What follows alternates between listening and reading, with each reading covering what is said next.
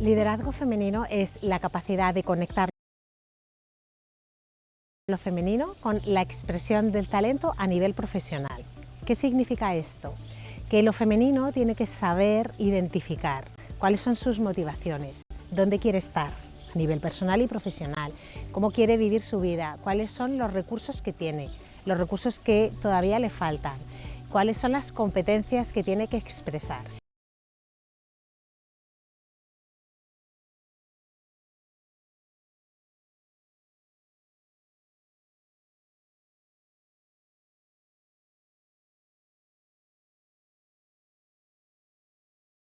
Generalmente vamos a encontrar muchas mujeres que requieren fortalecer su liderazgo femenino porque necesitan encontrar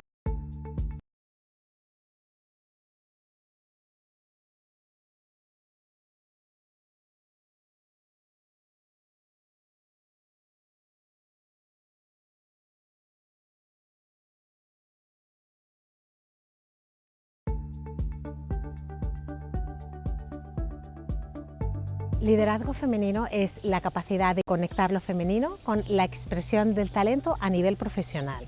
¿Qué significa esto?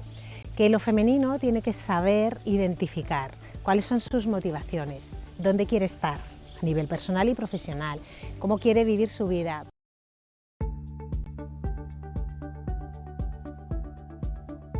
Liderazgo femenino es la capacidad de conectar lo femenino con la expresión del talento a nivel profesional.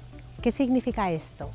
Que lo femenino tiene que saber identificar cuáles son sus motivaciones, dónde quiere estar a nivel personal y profesional, cómo quiere vivir su vida, cuáles son los recursos que tiene, los recursos que todavía le faltan, cuáles son las competencias que tiene que expresar. Generalmente vamos a encontrar muchas mujeres que requieren fortalecer su liderazgo femenino porque necesitan encontrar las vías para poner este talento en marcha, o bien porque no están encontrando todos los apoyos que necesitan. Hay otras personas que sí encuentran todos los apoyos que necesitan, pero internamente necesitan saber cómo dar ese paso adelante. Cuando hablamos de liderazgo femenino no lo ponemos en contraposición de lo que es el liderazgo masculino, porque no se trata de competir, sino de unir. Está más que demostrado que los equipos basados en la diversidad de género y basados en la diversidad de talento no solo suman, sino que multiplican. Lo masculino y lo femenino suma y la mayoría de las veces multiplica y trae mejores resultados a nivel de innovación, resultados económicos, resultados en las relaciones. Es un viaje de descubrimiento donde cada persona indaga sobre sus motivaciones, su plan de carrera, lo que quiere conseguir, y es importante hacerlo desde quién eres y cómo eres para que al final cuando llegas a casa por la noche y te metes en la cama sepas que estás contenta con lo que haces, cómo lo haces y sobre todo para qué lo haces.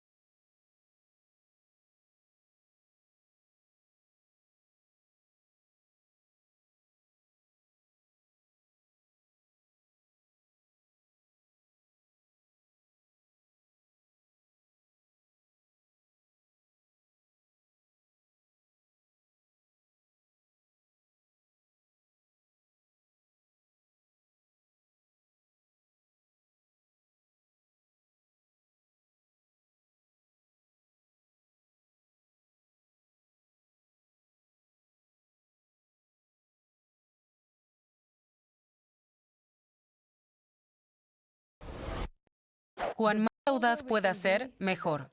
Cuanto más podamos romper las reglas, mejor vamos a estar, porque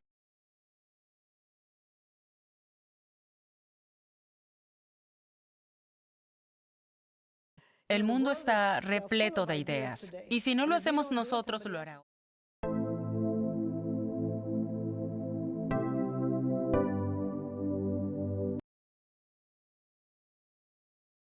Que las startups están capturando gran parte del crecimiento, incluso en el espacio de las comidas y bebidas. Entonces, de cierto modo, en nuestra compañía debemos actuar como si fuéramos una startup, como un grupo de empresas emergentes. Para hacerlo, tenemos que dejar que las personas sean audaces, que escriban las reglas como quieran, y es lo que hacemos en nuestra compañía. ¿Qué consejo tiene para las mujeres que dirigen pequeñas empresas? Dirigir una empresa pequeña es tan difícil como dirigir una empresa grande porque aún debes lograr crecimiento, aún debes pagar los salarios, aún debes preocuparte por todos los departamentos. Creo que la ventaja que tenemos los CEOs de compañías grandes es que tenemos una red de personas con las que podemos hablar y que nos aconsejan. Es importante que las personas con pequeñas empresas dependan aún más de las redes, de blogs o del mundo digital para buscar otras personas que tienen pequeñas empresas y los pueden aconsejar. Porque al final del día, no puedes reescribir el libro de cada temática. Debes buscar a las personas que ya hayan vivido eso y aprender de su experiencia. Y creo que es muy, muy importante que las personas que dirigen pequeñas empresas busquen consejos. Lo recuerdo con claridad. Hace 6 o 7 años, cuando comenzaste a llevar a Pepsi en la dirección de las comidas saludables, y algunos de tus accionistas te destrozaron y te dijeron, concéntrate en las ganancias. Si haces más dinero con las gaseosas azucaradas, no te preocupes por ser políticamente correcta. Esa fue una época difícil para ti. Sí, es decir, ¿qué dirían hoy? Bueno, ahora todo se ve bien. Creo que Por eso Solo era se cuestión de requiere tiempo. una concentración de 7 años.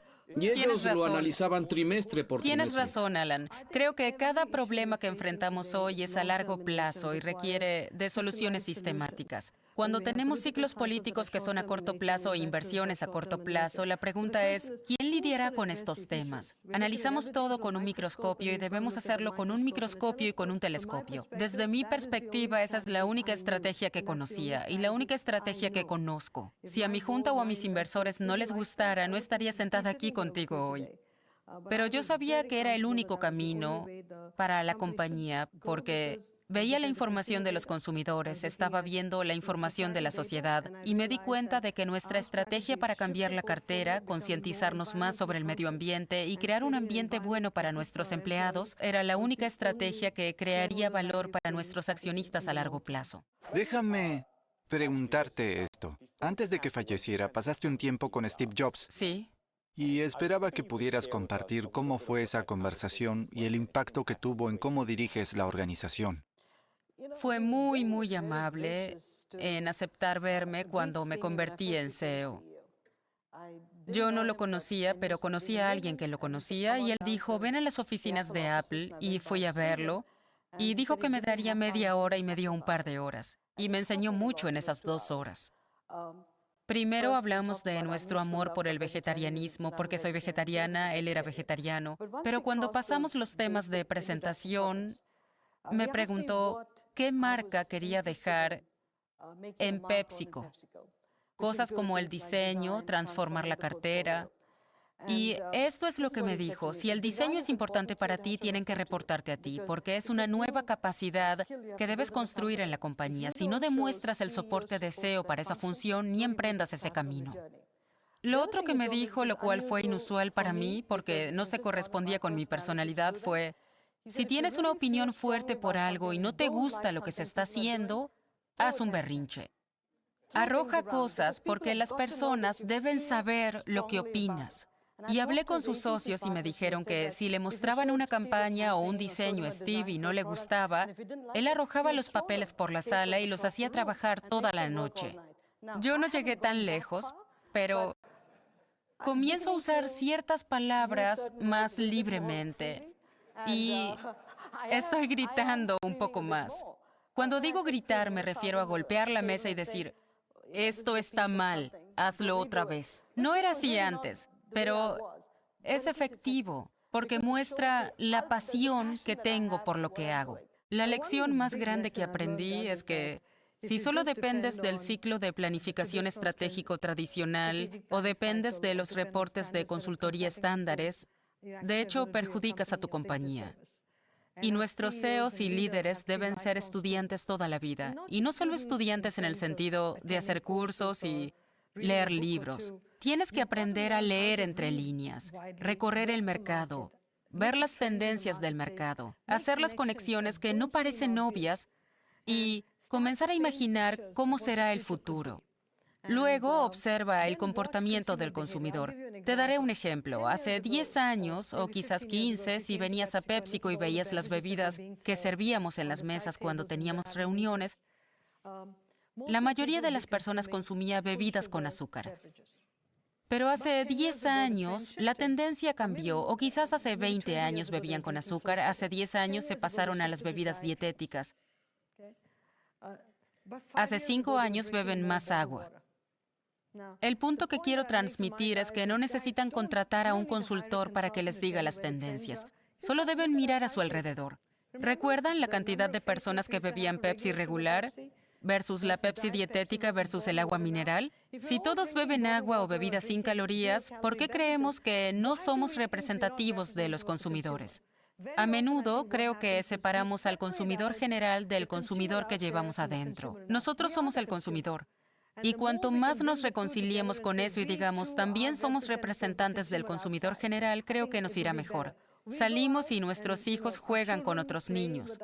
Vemos otras familias. Cuando se moderan con ciertos productos que vendemos en términos de qué les dan a los niños, eso es una tendencia. Tenemos que observar todas esas cosas. Muy a menudo, como líderes, creemos que lo que nos dicen los consultores o lo que dicen ciertos informes o ciertos libros es el Evangelio, y no es así. Tenemos que ser nuestros propios recolectores y analistas de datos y luego crear las formas. Y creo que eso es lo más difícil porque las personas que reescriben las reglas tienen que crear las formas. Y a las personas no les gusta eso porque tienen un modelo tradicional de cómo funcionan las cosas y odian a los que alteran el status quo. Y creo que los dos estamos alterando el status quo de gran manera y es difícil. A medida que entran más millennials a la fuerza laboral, sus expectativas de las compañías cambian. Ya no buscan un salario, buscan ir a trabajar y marcar la diferencia en la sociedad. La noción de propósito es un factor mucho más grande. La gran diferencia es que en el pasado el propósito solía ser un programa de responsabilidad social corporativa. Por lo general esos programas eran buenos, a la gente les gustaban, pero dependían del capricho del CEO del momento. Si el CEO se retiraba, el programa desaparecía. Teníamos que introducir el propósito en el modelo de negocios de la compañía. ¿Cómo te aseguras de que el sentido de propósito solo puede lograrse si generas ganancias? Y el único modo de generar ganancias es a través del propósito. Y es por eso que usamos la palabra rendimiento junto con propósito, uniéndolas. Y creo que eso entusiasma a los millennials en particular y entusiasmó a los boomers para quedarse en la fuerza laboral más tiempo porque sienten que contribuyen al futuro de la sociedad en lugar de solo entrar, recoger el cheque de pago y marcharse.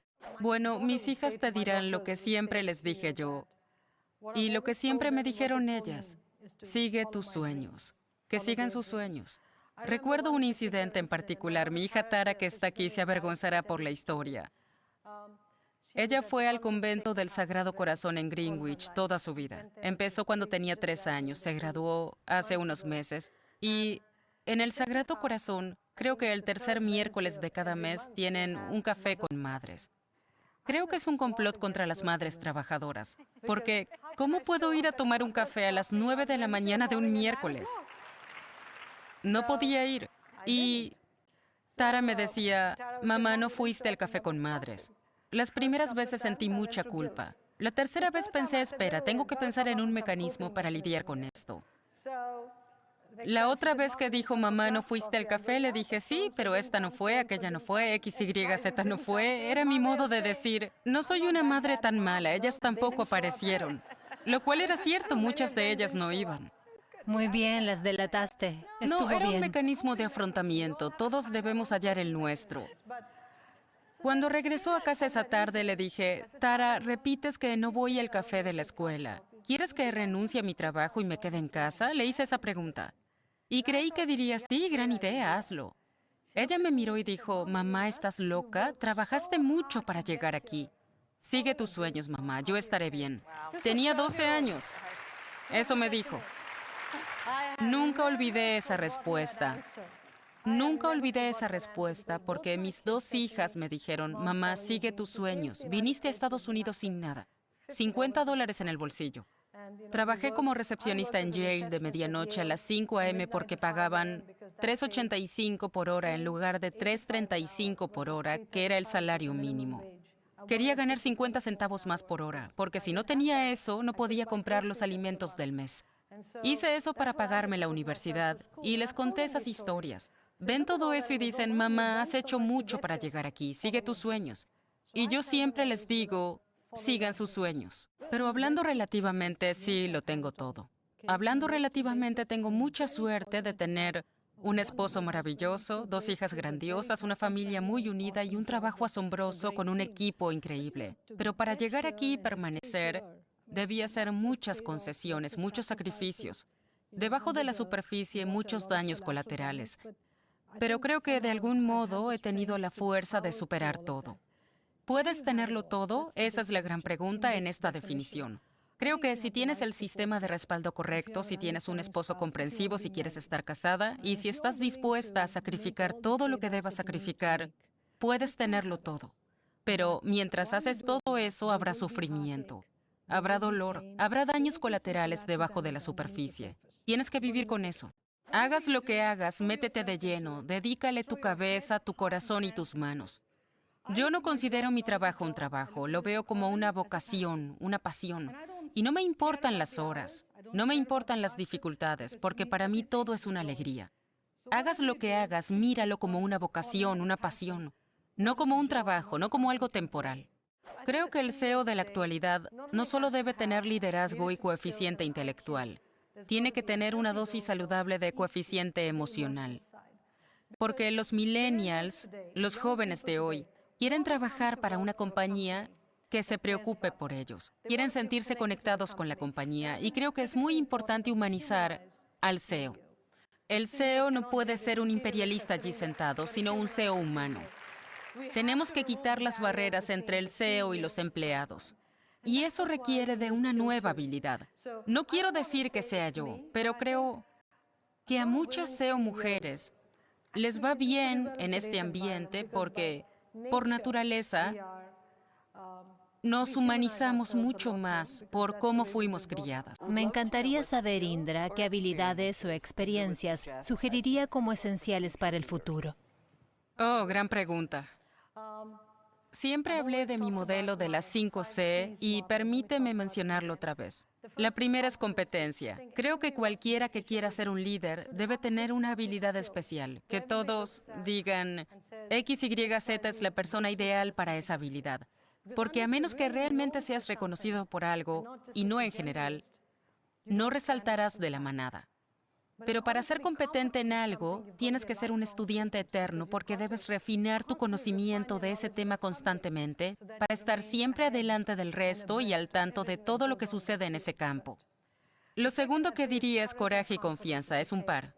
Puedes ser muy competente, pero si no estás dispuesto a hablar, si no tienes la confianza basada en tu conocimiento, ¿cuál es el punto? Te pasan por encima.